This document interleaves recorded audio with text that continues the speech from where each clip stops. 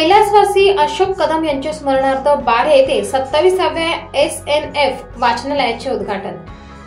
बौद्धिक विकासासाठी खेडोपाड्यात वाचनालयांची भूमिका महत्त्वाची। अभय सुपेकर। सुरगाणा तालुक्यातील बारे येथे 27व्या SNF वाचनालयाचे उद्घाटन ग्रंथदिंडी आणि पारंपरिक आदिवासी नृत्यावर संपन्न झाले।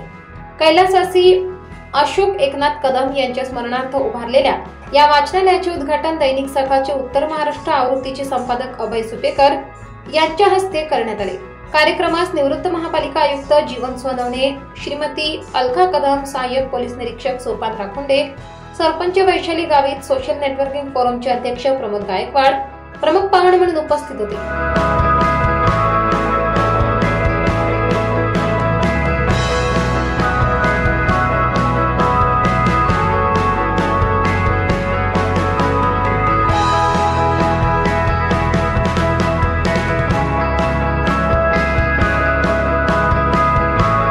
या प्रसंगी बोलताना उद्घाटक अभय सुपेकर म्हणाले की दुर्गम खेड्यांमध्ये एका बाजूला सुविधांची कमतरता असताना SNF संस्था या कमतरता दूर करण्याचा प्रयत्न करत आहेत। आता या सुविधांचा लाभ घेऊन तरुणांनी स्वतःचा आणि त्यासोबतच परिसराचाही विकास साधला पाहिजे।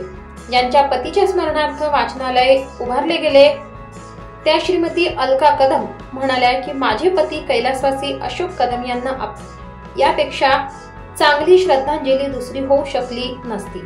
आपल्या गावात आलेल्या या ज्ञान मंदिराचे पावित्र्य राखून परिसरातील तरुणांनी त्यांचा जास्तीत जास्त वापर करावा असे प्रतिपादन सहाय्यक पोलीस निरीक्षक सोपान राखुंडे यांनी केले।